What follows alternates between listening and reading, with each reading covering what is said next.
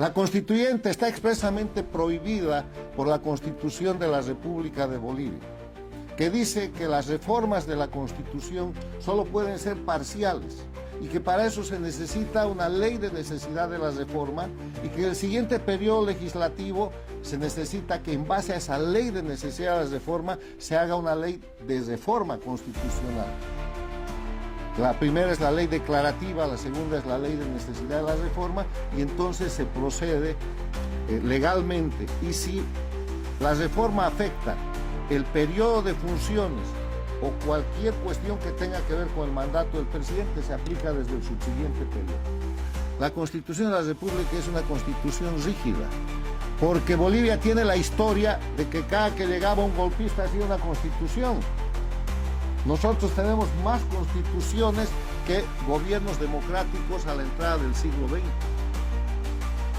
Y en ese sentido, ¿qué es lo que hace el proyecto dictatorial, la intervención transnacional de Cuba y Venezuela que había perpetrado el golpe de Estado de octubre del 2003 y que generó el gobierno de Carlos Mesa? Hace la ley de reforma constitucional 2650 del 13 de abril del 2004, donde incluyen la Asamblea Constituyente, donde falsificando un artículo de una ley de necesidad de la reforma anterior, establecen que la Asamblea Constituyente representará al pueblo y será el mecanismo para la reforma de la Constitución en Bolivia. Eso es un crimen, varios crímenes. Hay falsedad material, hay falsedad ideológica, hay uso de instrumento falsificado. Y no son crímenes que puedan ser corregidos con el tiempo. Avanza, viene la elección del 2005, Evo Morales toma la presidencia. El resultado de esa elección es que la oposición, con Jorge Quiroga, controla el Senado porque tenían 14 de los 27 senadores, Senado presidido por Óscar Ortiz, y Evo Morales organiza la constituyente y la constituyente se le desmanda. Se produce primero el repudio en Sucre de la constituyente, la masacre de la Calancha y tienen que llevar a los constituyentes a un cuartel militar en Oruro. Y en el cuartel militar en Oruro ellos producen un documento que mandan al Congreso para que el Congreso simplemente, el Congreso ordinario, convoque al referéndum. Pero ese proyecto de constitución no tenía Estado plurinacional, no tenía reelección continua. Entonces, lo que hace Evo Morales es un acuerdo con la oposición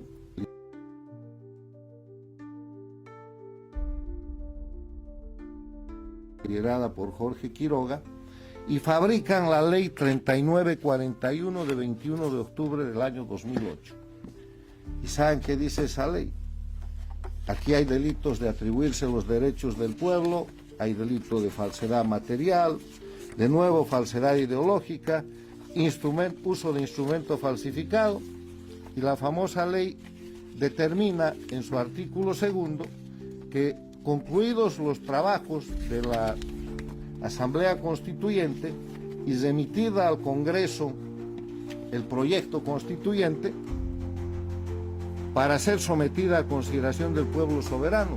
Estoy leyendo, el Congreso Nacional podrá realizar los ajustes necesarios sobre la base de la voluntad popular y del interés nacional por ley especial del Congreso. ¿Y entonces qué hacen? Redactan en el Congreso ordinario lo que hoy día se conoce como Constitución del Estado Plurinacional. Y quienes la redactan son los abogados de la Universidad de Valencia de España, que habían hecho la Constitución de Venezuela pagados por Cuba y Venezuela. Ese es el texto que a título de Constitución del Estado Plurinacional someten a consideración del pueblo boliviano, pero como el pueblo sigue resistiendo, perpetran la masacre del Porvenir en Pampa, donde apresan al gobernador Leopoldo Fernández y lo llevan a la cárcel a La Paz casi por 12 años. Él solo es liberado cuando se produce la renuncia de Evo Morales en 2019. Perpetran la masacre de Cochabamba y perpetran las masacres del Hotel Las Américas en Santa Cruz. Y de nuevo, aumentan los muertos, los exiliados y los presos políticos, que está todo documentado en estos libros que nos traen con el título de La destrucción documentada de Bolivia. Evo Morales en ese escenario promulga la Constitución del Estado Plurinacional y entonces, milagro, funda un nuevo país. Y él dice, le había cambiado los nombres en el texto de la Constitución del Estado Plurinacional. Ya no hay Corte Suprema de Justicia, ahora se llama Corte Suprema, Tribunal Supremo de Justicia. Entonces todos los magistrados de la Corte Suprema de Justicia de la República desaparecen. Ya no hay Tribunal Constitucional, ahora se llama Tribunal Constitucional Plurinacional, y todos los miembros de la democracia, el Tribunal Constitucional, a su casa, y él nombra nuevo tribunal. Ya no hay Fiscalía General de la República, ahora es la Fiscalía General del Estado Plurinacional. Afuera el fiscal y todos los fiscales de distrito, y Evo pone los suyos. Ya no Corte Nacional Electoral, de las cortes imparciales, de los notables que administraban las elecciones en Bolivia. Ahora se llama, es un poder del Estado, igual que en Cuba y Venezuela, porque necesitan, pero en todo caso, lo ascienden de órgano a poder y nombran a todos sus componentes. Y así con el Defensor del Pueblo, y así con la Contraloría, así con todo.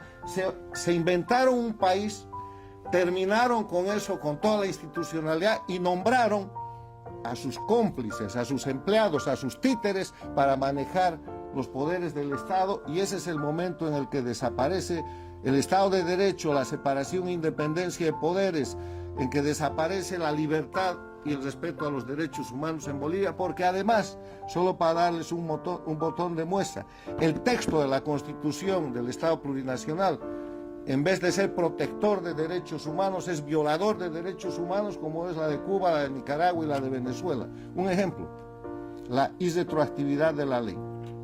El texto dice, como todos los textos, la ley es irretroactiva, salvo en materia social cuando favorece al trabajador, o en materia penal cuando favorece al reo. Hasta ahí bien, pero ponen un punto seguido y dice, en los casos de traición a la patria y corrupción, se regulará por ley especial.